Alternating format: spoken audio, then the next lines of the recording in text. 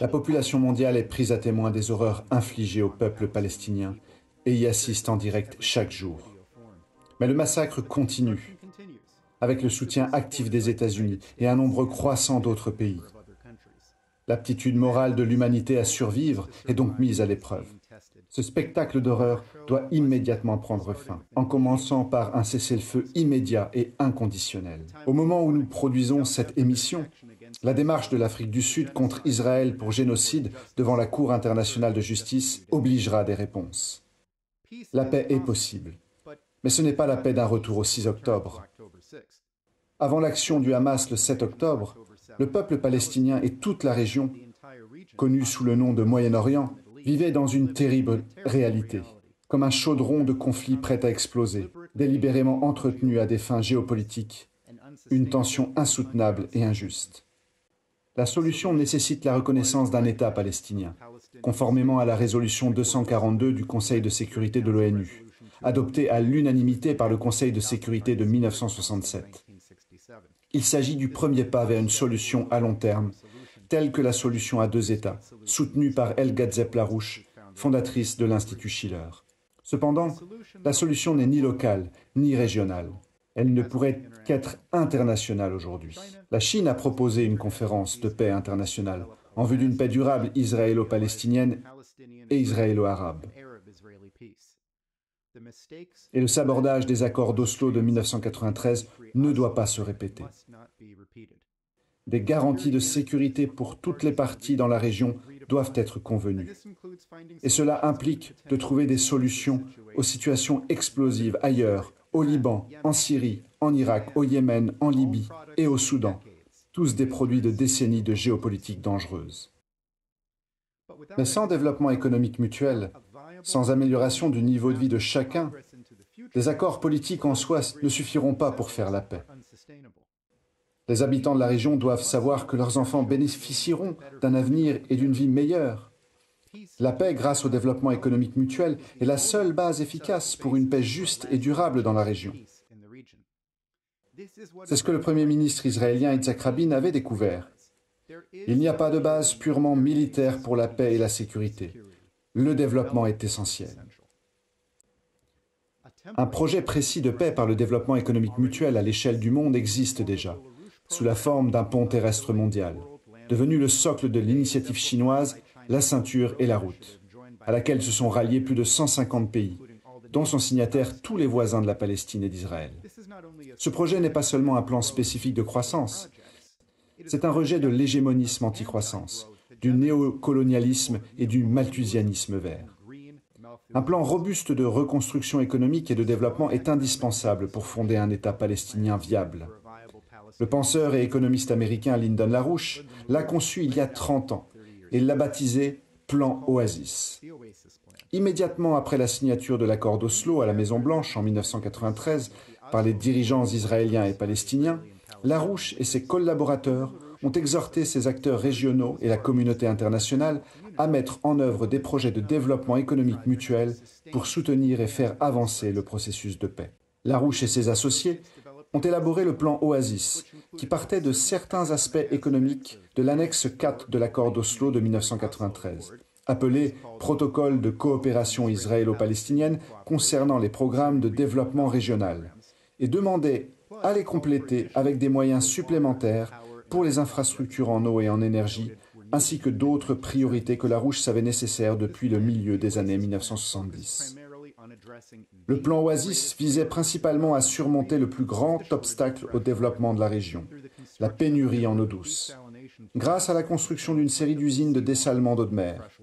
Et ces usines ne se trouveraient pas seulement sur la côte méditerranéenne, ils seraient construits le long de 2 nouvelles jonctions, un aqueduc reliant la mer Rouge à la mer Morte et un canal reliant la mer Morte à la Méditerranée. Pour être clair, ces nouvelles canalisations ne sont pas forcément destinées au transport de marchandises, comme alternative au canal de Suez. Leur objectif est de transporter de l'eau. En raison de la faible altitude de la mer Morte, qui se trouve à plus de 400 mètres sous le niveau de la mer, l'écoulement de l'eau par la gravité pourrait également fournir de l'électricité hydroélectrique en cours de route, ce qui pourrait contribuer à alimenter les usines de dessalement et le développement en général. Les centrales pourraient également être alimentées par les grandes quantités de gaz naturel au large des côtes de Gaza, d'Israël, du Liban et de la Syrie et de l'Égypte. Mais plus important encore, le plan Oasis appelle à aller au-delà de l'hydroélectricité et des combustibles chimiques, à travers la construction de petites unités nucléaires, des SMR, le long de ces canaux et sur les rives de la Méditerranée et de la mer Rouge, afin de produire en abondance de l'électricité et dessaler l'eau de mer pour verdir les vastes déserts de la région et pour alimenter un processus d'industrialisation en Palestine, en Israël, en Jordanie, en Syrie, au Liban et en Égypte. L'emploi civil de l'énergie nucléaire pour produire de l'énergie libérerait les ressources en hydrocarbures de la région pour un usage dans la pétrochimie, notamment pour la fabrication de matériaux à usage industriel à travers les produits pétrochimiques intermédiaires. Ces complexes nucléaires pourraient utiliser des petits réacteurs à haute température, refroidis au gaz et à lit de boulet, du même type que celui qui vient d'être mis en œuvre dans la baie de Shilao, en Chine. Les nouvelles rivières artificielles créées par le dessalement augmenteront considérablement le potentiel de développement agro-industriel dans la région, faisant fleurir les déserts et les économies. Larouche a expliqué la nécessité de développer de nouvelles sources d'eau dans un discours de 1994. Larouche. On ne peut pas atteindre les standards modernes de consommation d'eau d'une population, tant palestinienne qu'israélienne, dans les conditions actuelles. Il y a un conflit au sujet de l'eau parce que les Israéliens ont franchement utilisé leur conquête pour accaparer l'eau de tout le monde. C'est l'enjeu du conflit avec la Syrie sur la question du plateau du Golan. Cela concerne au Liban, le fleuve Litani, parmi d'autres. Cette meilleure production d'énergie et d'eau douce doit s'accompagner d'un réseau d'infrastructures de transport améliorant la connectivité physique entre toutes les nations de la région, transformant une zone de conflit, un obstacle à la connectivité, en un centre d'interaction, c'est-à-dire en un carrefour. Une autoroute reliant la Cisjordanie à la bande de Gaza, artère vitale pour l'État palestinien, est un élément absolument essentiel de ce réseau. Les réseaux routiers et ferroviaires régionaux permettront à l'ensemble de la région de fonctionner à partir d'une plateforme infrastructurelle plus performante. Larouche avait également proposé à l'époque le doublement du canal de Suez, avec des zones industrielles, un défi que l'Égypte a pris soin de relever ces dernières années. Larouche affirmait depuis 1975 que cette région, carrefour des civilisations, est située géographiquement entre l'océan Indien et la Méditerranée et entre l'Europe, l'Asie et l'Afrique, occupe une position unique en tant que pôle industriel et logistique. Le pétrole et le gaz naturel devront plutôt servir de matière première pour la production industrielle de plastique, de peinture et de nombreux autres matériaux utiles, au lieu d'être exportés comme de simples carburants. L'amélioration de la connectivité pour permettre des niveaux de développement plus élevés a été un élément clé de l'initiative La Ceinture et la Route proposée par la Chine en 2013. Utiliser cette région comme un pont terrestre entre les continents, avec les grandes puissances comme les États-Unis, la Chine, la Russie et l'Union européenne contribuant à son développement, stabilisera la région et, en cours de route, contribuera à cimenter de meilleures relations entre les superpuissances qui aura été nécessaire pour les faire naître. La coopération et les échanges scientifiques, technologiques et culturels sont des éléments clés du processus de transformation que présente le plan Oasis. En coopérant pour lutter contre le désert plutôt qu'entre eux, les habitants de la région seront mieux en mesure de reconnaître l'humanité les uns des autres, la capacité commune des êtres humains à découvrir les principes de la nature et à transformer notre relation à l'environnement qui nous entoure. Il n'y a pas d'animaux humains. Alors, comment allons-nous payer pour tout cela? Et qui paye? Une partie des capitaux proviendront d'une aide financière, rendue possible en transformant les épées en socs de charrue, en convertissant les capacités industrielles et de recherche du complexe militaro-financier en utilisation productive, comme le détaille une étude récente de l'Executive Intelligence Review. Outre l'aide internationale, 100 milliards de dollars de crédits peuvent être obtenus sur une décennie pour la reconstruction des zones palestiniennes et la construction complète des infrastructures du plan Oasis.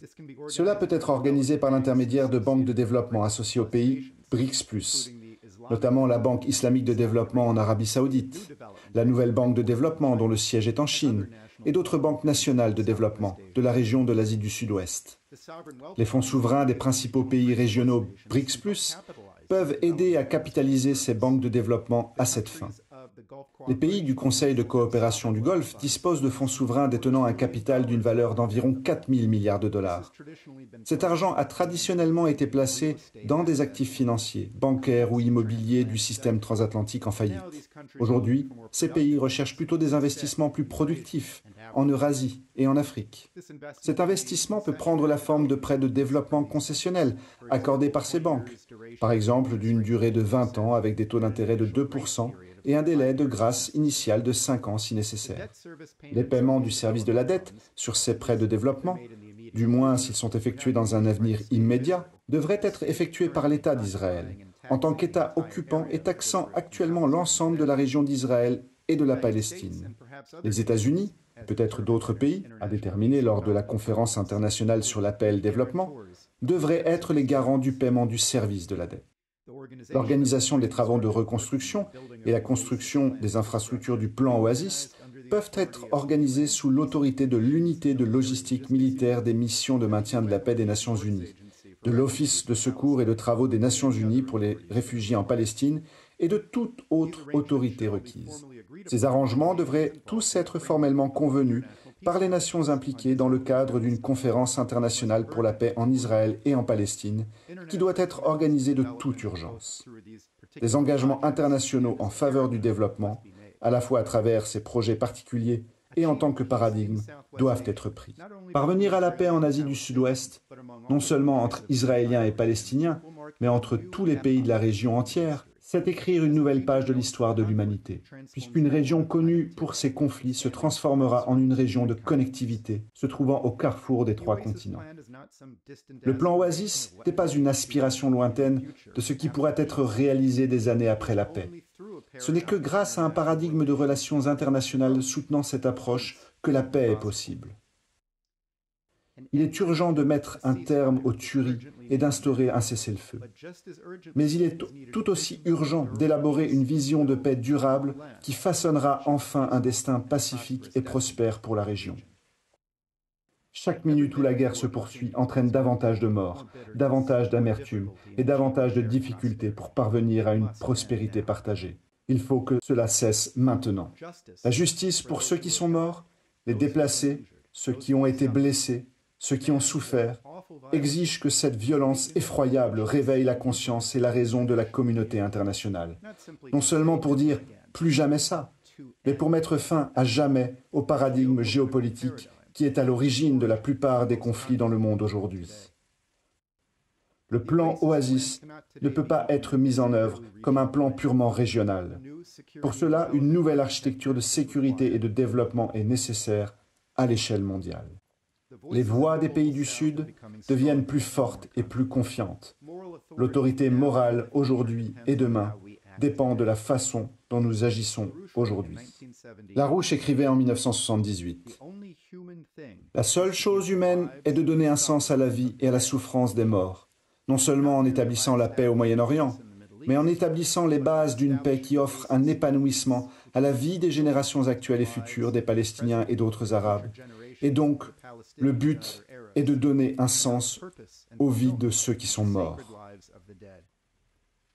Cela s'applique également aux Israéliens. Et qu'en est-il de vous?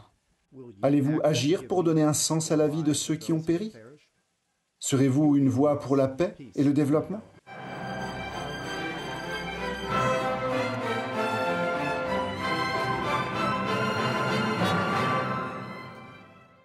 Je voudrais vous remercier de m'avoir écouté. Pour en savoir plus sur le plan Oasis et sur les moyens de soutenir les efforts de l'organisation de Larouche, pour que tout cela devienne une réalité, suivez le lien ici et dans la description de la vidéo. Et si vous n'êtes pas encore abonné, activez les notifications. Assurez-vous de le faire pour rester informé de l'évolution de ces idées et de cette vision.